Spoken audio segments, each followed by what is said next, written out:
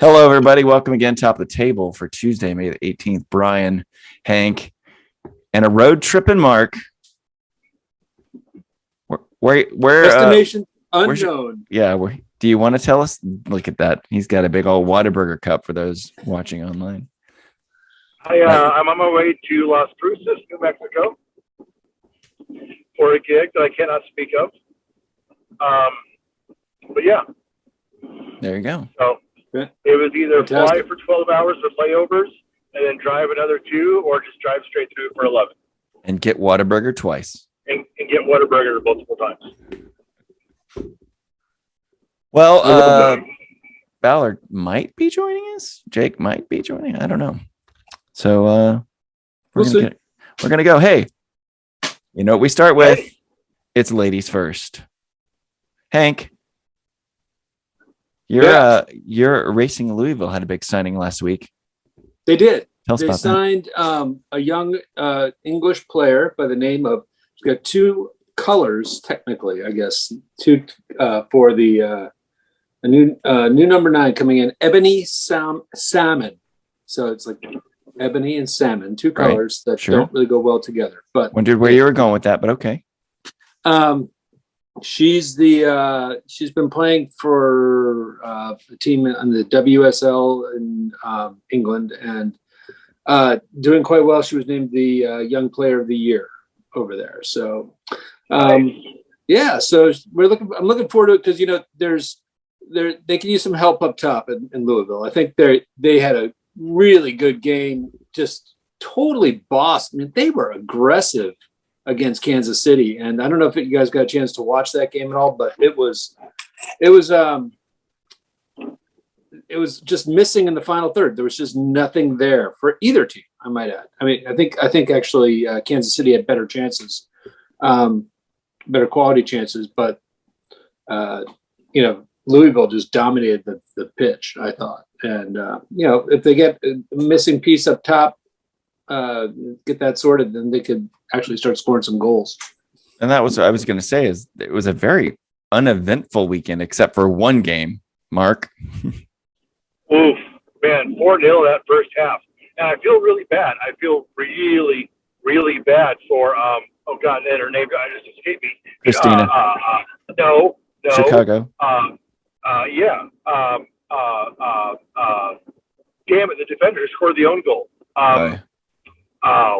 Why can't I think of her name right now? It's okay. You'll think of it later. U.S. national team player. Julie Ertz? Jira. It's okay. Tiernan. I'm an idiot. It's okay. It'll come back to you later. Just get to your point. It'll come back. Yeah. Anyway, wow, what a great game. Portland, just an embarrassment of riches, because the starting lineup was massive, right? I mean, you got Crystal Dunn in the midfield, and she was just all over the place. Just amazing to watch in the midfield. You forget how good of a midfielder she is if you only ever watch the women's national team where she plays as a defender. But her and Lindsay Horan and the Canadian lady whose name is escaping me because I'm driving. Christine Sinclair. Christine Sinclair. Oh my God, the embarrassment of riches they have, and then they sub in, and they've got Maddie Pogarch on the back line. They've got Lucy. They've got Morgan Weaver, Simone Charles. I mean, holy crap! What a great team they have. And it was Tierna Davidson who scored the own goal. Tierna Davidson, thank you. It just would not come to me. That game finished 5-0, and out of the other 4 games, there were only 3 total goals scored. As Louisville, KC 0-0 draw. Ballard's New York Gotham 1-0 over Houston.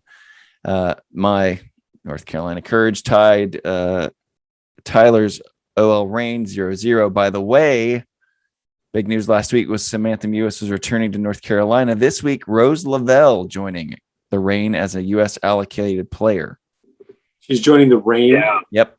Yeah. Yep. Orlando and Washington 1-1 tie, and then we talked about Portland's big 5-0 shellacking of Chicago. Did everybody see the video of the Pride players after the match with the babies, Yep. the cavalcade of children. Cutest. Oh, All the soccer moms. It put my ovaries into overdrive. Nice. Might have a hashtag there. Is Rose Lavelle? Is she signed with Olympique Lyonnais? Yeah, they acquired her rights in a trade with Washington on August the 16th of 2020. Yeah. And she's expected to be available against Washington on May the 30th. Okay. So she immediately joined as a U.S. allocated player. So she's not. So she was kind of on loan to Man City. Yeah. So the Reign acquired her rights in a trade, and return to Washington received the Reign's natural first round pick in the 2022 draft, $200,000 in allocation money. $100,000 was paid at the time of the trade, and the second payment of $100,000 is payable in conjunction with Lavelle's return. So that's pretty big cash, pretty big deal. That's a lot of cash for Spirit. So let's get started. For NWSL. Everybody knows the rules. I will ask this week 7 questions rapid fire, and our 2 panelists will give the best answers that they can. We will come up organically with a hashtag for you, those of you to listen to play along. Question number 1. It's amazing what happens when a front office includes its fans. The crew are back, but the crappy logo remains. Give me your thoughts, Hank. Just to go back to the drawing board on the logo. I mean, now that you changed the name again, you have every right in the world to rethink it. So go back, do something. It is the worst logo in the league. Well, it's the Ohio flag, but they took out the little triangle at the bottom and they put 96 back. That's the Ohio flag, has that Yes. cup shape. Yep. Never would have known that. So that's the other part. No, nobody knows. Mark. So,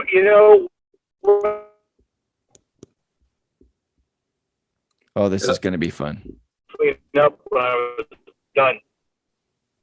Threw in the wash, didn't think about it. A couple weeks later, I put that shirt on, went out, and this is the best.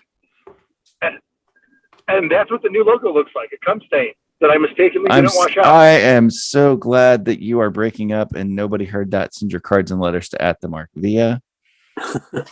Wow. No, I applaud the front office for including their fans. There are certain teams that don't do that. And cum stain, you didn't hear that? Oh no, we heard parts of it. I heard enough. We're good. We heard enough. We got the gist. We heard enough. Fair enough. You're like driving through the desert, man. You get dead zones. Ookie. I am. Question number 2. Cincinnati opened TQL Stadium with a 3-2 loss to Miami. Breck Shea getting the first goal. Miami noticeably had Rodolfo Pizarro as a 90th minute sub. Why bench a DP versus Cincy? Certainly not because of Jeff Cameron's stifling defense. What's the deal there in Miami, Hank? I don't know, man. Miami is a question to be figured out. It's a Phil Neville. Is that the answer? I mean, does he just not get it? I don't get it yet. So I'm not going to have an intelligent answer on it. I just think they need a lot more to figure some things out. I mean, they almost gave up a win to Cincinnati. Cincinnati is arguably the worst team ever. Yeah. Mark? Someone, I don't remember who it was, but a player tweeted out on Saturday night that Miami or Cincinnati really needs to hire Dom Kinnear and let him set shit right, because the coach they have just isn't doing it. And I mean, mad respect and love for Dom Kinnear. I think he could write that. But it was Jeff Cameron. Man, he got torched for that last goal. I mean, that was Did he all play? on him. I missed the whole game. Cameron played? Oh yeah, Chola-Browse played. I mean, it was, he was in defense all like this shit, running around, open mouth, looked like me after my colonoscopy. But I mean, holy crap, man. He He should have been pulled about 15 minutes before he was, because he was gassed. And he directly led to that last goal that made them lose. And as far as Pizarro not coming into the 90th minute, I mean, holy crap, man, you got the Higuain brothers out there. What else do you need, really? I mean, that was kind of brutal. I don't think they're going to last. Their legs will last the heat and travel of the season. But for right now, I think they look good. But they're going to have problems long term in that with both of those teams. But especially after all they went through with the Blaise Matuidi fourth DP conundrum, and they have to get rid of Matthias Pellegrini. Now all of a sudden you're benching one of these DPs. It doesn't make sense to me. I think it was probably an unwise decision based on lineups and Phil Neville not knowing the player pool is what I'm going to go with. He saw the Higuain brothers as a better tandem than having Pizarro out there, and letting Pizarro be the super sub. Maybe, I don't know. Fair enough. It's weird. Okay. Question number 3. Adrian Heath lives to fight another week as the Loons swooped in and grabbed a 94th minute winner versus FC Dallas. I'm going to make stupid Minnesota puns like that every week. Ballard's not here. Somebody's got to do it. Is this the turnaround they need, or is FC Dallas just bad? Mark? Man, tickle my ass with a feather. They're bad. Minnesota,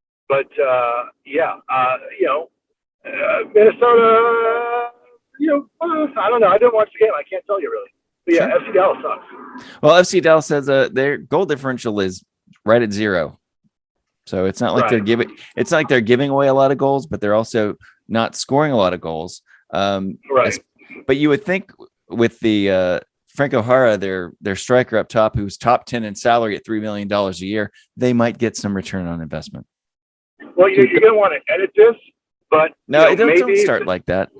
No, don't. Just don't. Just don't. Just don't. All right, that was right. Hold on. Just okay. don't. All right, I'm changing lanes. I know, and just don't. All right. Okay. All right. Yep. Hank. Yeah, Minnesota. I think it's a little of both to answer the question. Minnesota definitely needed a win.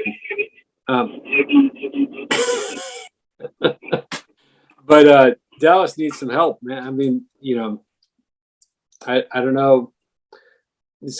They've got a great academy. Shrug, palms up. Question number 5, staying in the West. The game of the week was LAFC at Seattle, with Seattle winning 2-0. This is a tale of two cities, as LAFC sits last in the West and Seattle is off to a franchise best 5-0 start.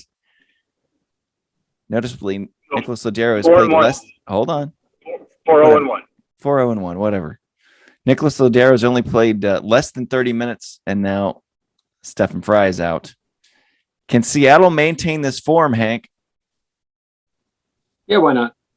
I mean, I think it's theirs to lose, right? But I think they've got the horses. Sure. Mark, I'm going to tee this one up for you. Yeah, Hank just said it. They have the horses. Ladero, Rui Diaz,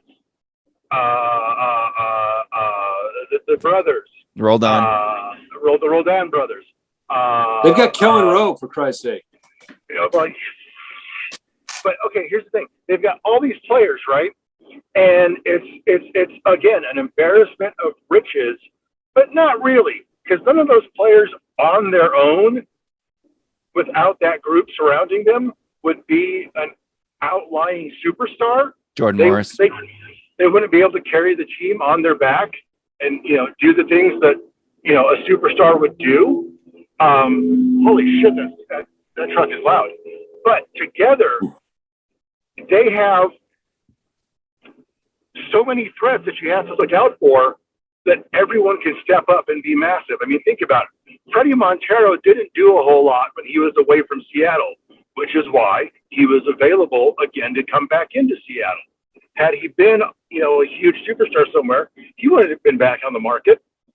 But Montero, Roldan, Rui Diaz, Ladero, they have all these threats who can all be a threat, yet not a superstar. That front office, that management, that manager, they built that team perfectly. I hate to admit it because I hate Seattle.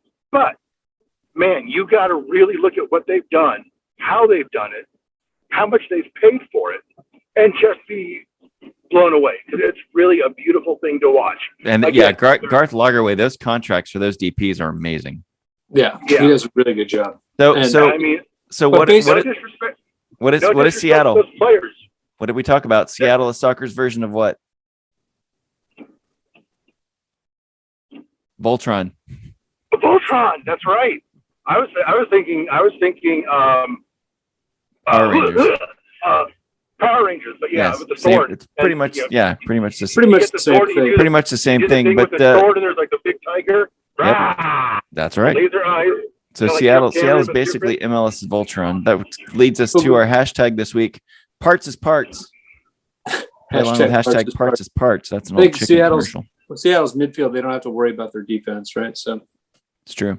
Out of that, question number 5, is Bob Bradley on the hot seat? Mark? No.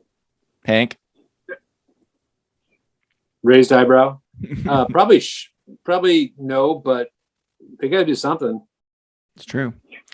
Question number 6. But here's the thing about that. Because Galaxy fans are going crazy, hating on them and cheering their suckiness. And, whatever, fine. You got to remember, man, this is a long-ass season, and a lot of things are going to happen. A lot of teams are going to go up and down, just like every year. They're going to come back. They're going to make their run. They're going to find a form. They're going to lose it again. They're going to find it again. Yep. They'll be around in the playoff hunt in the end, and not at the top of the pile. Yeah. But, they're going to lose a lot of people to international stuff this summer, as they always do. So, well, they also finished 7th in the West last year, and still, Yep. And I was texting with 2 LAFC fans, friends of mine, and we had the conversation. I said, "Are you guys pressing the panic button yet?" And one said, "Yes, yes, yes," and the other one said, "Why? It's week 5." Exactly. It's week 5, man. It's just week 5, and they're still number 9 in the power rankings. Yes. So that was a question. That was a question earlier. That LAFC is higher in the MLS website power rankings than Salt Lake and San Jose. Question number 6. Toronto signs Dom Dwyer. How much of that is to fill a need versus convenience that he was just already in Orlando? Hank? I think it's, again, a bit of both. Yeah. They need some help. Toronto hasn't been doing it. Dom Dwyer in Orlando already, watching his beautiful wife score tons of goals for the Orlando Pride. Why not put the man to work? Do it. I don't know how much time he's going to get, but they need some help. I would still like to see Kai Kamara get signed somewhere. That's just me. That's what I'm saying. I mean, I like Dom Dwyer. He's going to end up in Austin. The wrong way. Say again, Hank? He's going to end up in Austin. He's going to end up in Austin. You think? It's like the one team he hasn't played for yet. Well, yeah, he's not played for Dallas. He's going to get up at Dallas. You know what? I would be. I'm not a Dallas fan, but that makes sense. He's about due for a tour of Houston, a tour of Texas. He's going to hit all the teams in Texas. Last question. New England leads the East. So let's crap on Hank's dreams. When will it fall apart, Mark? Probably somewhere around week 10. And then Bruce Arena is going to be the You're too optimistic. The media, and but again, they'll find the form again, and it's just a matter of juggling the balls, and what you can do with the balls as you juggle them, because you got to keep your balls in the air. You can't have them slapping against each other. You got to keep them moving. You got to keep the balls fluid, keep them flowing, bouncing, moving around. So hashtag parts is parts if you want to play along. Speaking of sacks, I apologize again to Evan Ream. We're not going to be able to have him on this week to discuss Sacramento's run of form, and they've yet to score a goal in MLS. So I apologize for that. Hank, you got any plugs? Do you know when they break ground on the stadium? Hank, you got any plugs? No. No Midnight plugs. Ride Podcast. The Midnight Ride Podcast still valiantly holding on in its fight to remain dead. And you can follow me. This sorry thing has been dug up 6 years later. It keeps getting resurrected. I know, right? Monster. Quarantine's over and we decide to pull this thing out of the bag. That makes a lot of sense, huh? Mark? What about pulling out of my sack? What? Nope. Oh. Out of the bag. Oh. At the final third, what are you? At the Mark Via on the Twitters. All right. Yeah, I think I don't remember what my Instagram is. You don't use it. You're never on there. I have to take screenshots and send it to you. I think I have some. And no, the show doesn't have Instagram, Hank. We should. I could do some Netscape shots for it. No. We're going to wrap this up. You can follow at Top of the Table TV on Twitter, topoftheTable.tv. If you want to sit through this, normally I say car wreck, but Mark's driving. I won't. Chris Ballard is on assignment. Shout out to him. I'm assuming Jake is doing something. We want to thank mad love to Evan Reams Sack. Tyler for coming on last week, by the way. And hi Tyler, hi Nick. Yeah, and Nick, we're going to try to get Jeff Ballard on soon. Come say. And if you want, I'm at Brian Bentley on Twitter. Not a whole lot there. So there you go. That is it for Top of the Table. Follow us along at Parts as Parts. Again, our apologies to Evan Ream. We'll get to him soon. You can also check him out. Hashtag Evan Ream Sack. It's like Caddyshack. Bitch, come stay. Night golfing. We got to go. See you later. Bye.